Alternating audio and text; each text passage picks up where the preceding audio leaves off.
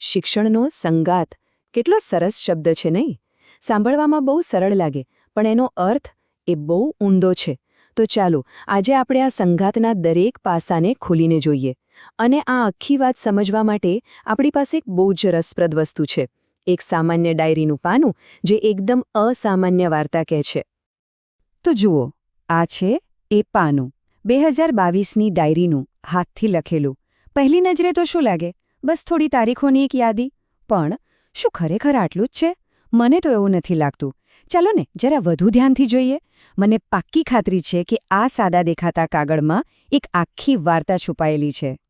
એટલે સવાલ એ જ છે કે આ સાદા પાના પર લખેલી તારીખો આખરે કહેવા શું માંગે છે? કારણ કે સાચું કહું તો આ ખાલી આંકડા નથી, આ તો એકબીજા સાથે જોડાયેલી કડીઓ છે, એક વિચાર છે. તો ચાલો આપણે સાથે મળીને આ તારીખો પાછળનો ભેદ ઉકેલીએ અને એની પાછળ છુપાયેલા શિક્ષણના અદ્ભુત ચક્રને સમજીએ. કોઈ પણ સારી વાર્તાની જેમ આપણી વાર્તાની શરૂઆત પણ એના સૌથી મહત્વના પાત્રથી થાય છે. અને એ પાત્ર એટલે આપણા ગુરુજનો, આપણા શિક્ષકો. એ લોકો જે જ્ઞાનનો પાયો નાખે છે. ખરું ને? એ ખાલી ભણાવતા નથી, પણ આપણી આખી શિક્ષણ યાત્રામાં આપણો હાથ પકડીને ચાલનારા સાચા માર્ગદર્શક બને છે. અને જુઓ, આ ડાયરીમાં શિક્ષકો માટે એક નહીં પણ 2 દિવસ નોંધેલા છે. પહેલો છે 5 સપ્ટેમ્બર, જે આપણે ભારતમાં શિક્ષક દિન તરીકે ઉજવીએ છીએ.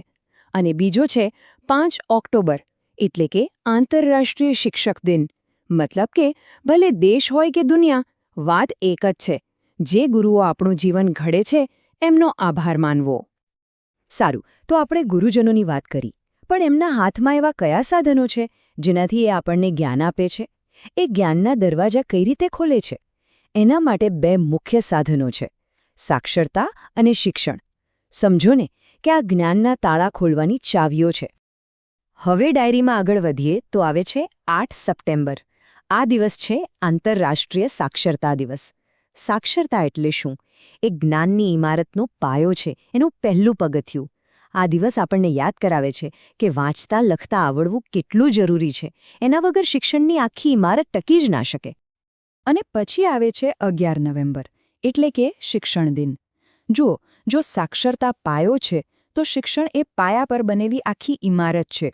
શિક્ષણ એટલે ખાલી અક્ષરો ઓળખવા નહીં, પણ એ જ્ઞાનને વ્યવસ્થિત રીતે સમજીને જીવનમાં કેવી રીતે ઉતારવું એની કલા શીખવી.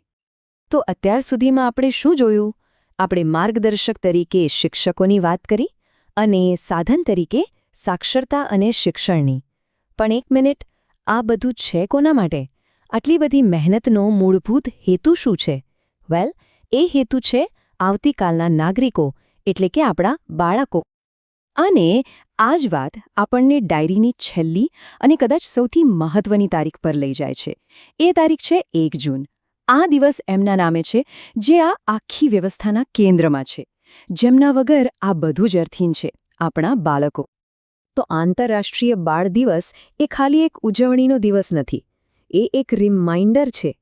એ આપણને યાદ કરાવે છે કે આપણે શિક્ષકોનું સન્માન શા માટે કરીએ છીએ, સાક્ષરતા પાછળ કેમ મહેનત કરીએ છીએ, અને શિક્ષણની આખી સિસ્ટમ શા માટે બનાવીએ છીએ.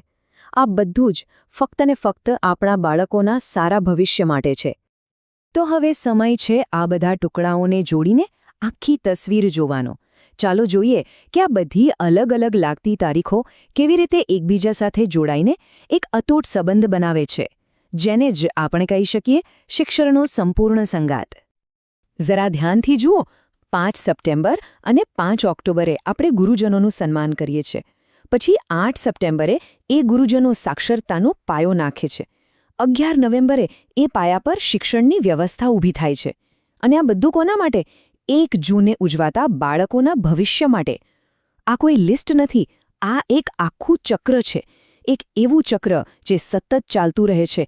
અને આ જ તો છે શિક્ષણનો સાચો સંગાથ.